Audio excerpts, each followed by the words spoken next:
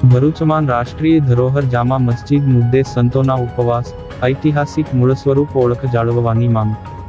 ઐતિહાસિક શહેર ભરૂચમાં આવેલી અને પુરાતત્વ વિભાગ ASI હસ્તકની રાષ્ટ્રીય ધરોહર એવી જામા મસ્જિદને લઈને મોટો વિવાદ ગરમાયો છે।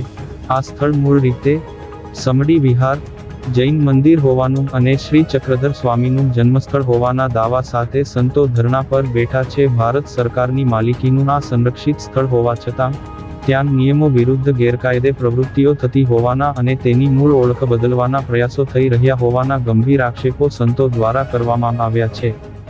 આ ઐતિહાસિક વારસાને તેના મૂળ સ્વરૂપમાં પુનઃસ્થાપિત કરવા અને ગેરકાયદે પ્રવૃત્તિઓ પર રોક લગાવવાની માંગ સાથે આજથી સંતોએ ઉપવાસનો પ્રારંભ કર્યો છે। અખિલ ભારતીય સંત સમિતિના રાષ્ટ્રીય અધ્યક્ષ સંત અવિચલદાસજી મહારાજની વિશેષ ઉપસ્થિતિમાં ધરણાનો પ્રારંભ કરવામાં આવ્યો છે। આ પ્રસંગે સ્વામી મુક્તેશ્વરાનંદ, સ્વામી રાજરાજેશ્વરીજી મહારાજ અને સ્વામી રાઘવેન્દ્રદાસજી સહિતના અગ્રણી સંતોએ હાજર રહીને પોતાનો વિરોધ નોંધાવ્યો હતો। કાર્યક્રમ દરમિયાન વક્તાઓએ ભારપૂર્વક જણાવ્યું હતું કે રાષ્ટ્રીય ધરોહરની સુરક્ષા અને તેનું ઐતિહાસિક મહત્વ જાળવવું એ પ્રત્યેક નાગરિક અને સરકારની નૈતિક ફરજ છે।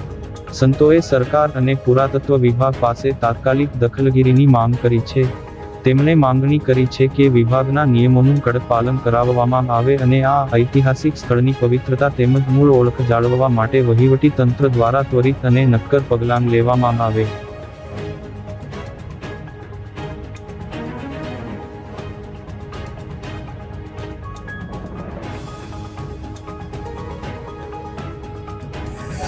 આજે સંતો દ્વારા અહીંયા એક અનશદ કાર્યક્રમ, ઉપવાસ કાર્યક્રમ જે જાહેર કર્યો છે કે અહીંયા ભરૂચમાં મહાનુભાવ સંપ્રદાયના સંસ્થાપક ચક્રધર સ્વામીની જન્મભૂમિ અને તે સ્થાને આવેલું એક ભવ્ય સ્થાન જે પુરાતત્વ વિભાગના હાથમાં છે અને સંપૂર્ણ એનું સ્થાપત્ય દર્શાવે છે। આપણે ફોટામાં જોઈએ તો એક હિન્દુ સ્થાપત્ય છે, પણ કઈ વર્ષો પહેલાં જ્યારે આ દેશમાં આતંકાઓનું શાસન હશે ત્યારે એમણે એને ખંડિત કરીને પોતાના એક બદલવા માટેનો પ્રયત્ન કર્યો, પણ છતાં સ્થાપત્ય નિયમ અનુસાર એ વખતની અંગ્રેજ સરકારે 1904માં આને પુરાતત્વ વિભાગમાં લઈ લીધું અને આજે પણ ભારત સરકારના પુરાતત્વ વિભાગના આધીન છે।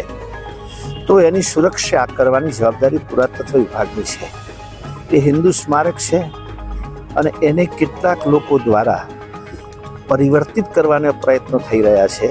એની સામે સંતો આજે આંદોલન પર બેઠા છે કે અમે એવું નથી કહેતા કે હિન્દુઓને સોંપી દો, પણ પુરાતત્વ વિભાગના જે નિયમો છે એ નિયમ અનુસાર એનું સંચાલન થવું જોઈએ। એમાં કોઈક એક વિશેષ સમાજના લોકોને એમની ધાર્મિક ક્રિયા કરવાનો કોઈ પણ અધિકાર મળવો ના જોઈએ।